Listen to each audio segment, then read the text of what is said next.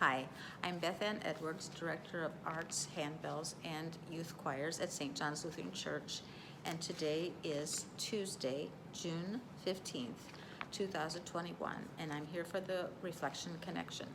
I'm going to talk a little bit about art and theology. As most of you know, I am an artist, and I create a lot of liturgical art.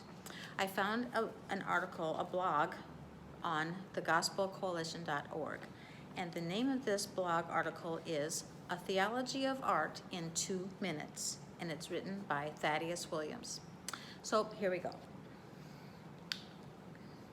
God is an artist. The first time we meet God in the story of Scripture, we meet him as an artist. Created is the first verb in the first sentence on the Bible's first page. Out of the flurry of God's imagination, the heavens and the earth burst into existence and teem with diversity and beauty. God could have easily spoken in a monochromatic cosmos and put that into being. He could have made an all-gray universe, gray planets, gray animals, gray on gray rainbows in a gray sky. Even oranges would be called grays. This graytopia could have been perfectly efficient and functional from an engineering perspective. Why then make a multi-hued universe? Why the color spectrum?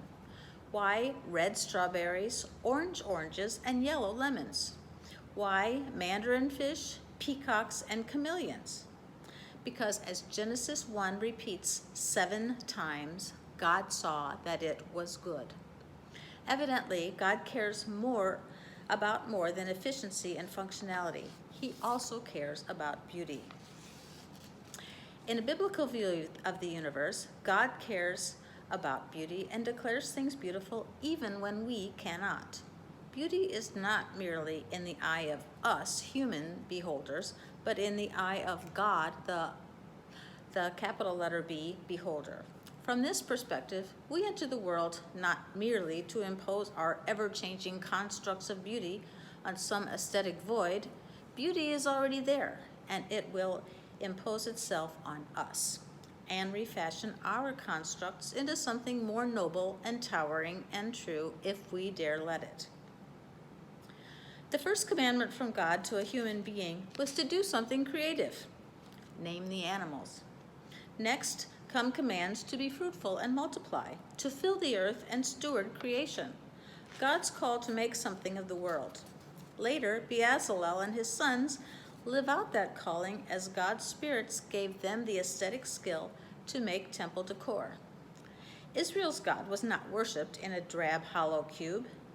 Then we find invitations to worship the creative God creatively. Sing to him a new song, play skillfully on strings with loud shouts.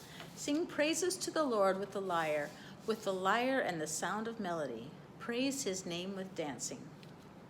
God never limits himself to didactic prose when revealing himself to Israel. He tells multi-sensory truth with fire-cooking meat, blood painted on doorsteps, talking donkeys, vomiting fish, hungry bears, wandering goats, crucified snakes, burning plants, thunder, smoke, rocks, bugs, milk, and honey. He tells the truth in vivid images, skeletons coming to life, and apocalyptic sea monsters, and more. Then there's the prophetic performance art. Isaiah wanders around naked for 3 years. Hosea marries a well-known harlot. Turning to the New Testament, we learn that Turning to the New Testament, we learn that the Son took on created flesh. He spent most of his career as a tekton, a craftsman, who could make both small and large-scale projects with stone, wood, and metal. Then, when his public ministry started, Jesus taught mostly in parables, painting mental pictures that have lived in our imagination for more than 2 millennia. His greatest commandment to love God with all of ourselves, including the imaginative and creative parts too, as it most certainly did for him. Creativity and Christ-likeness go hand in hand. So there you have it. Look for the beauty in the world. Don't try to construct your beauty onto the world, because the beauty is already there. So thank you so much, and see you next time.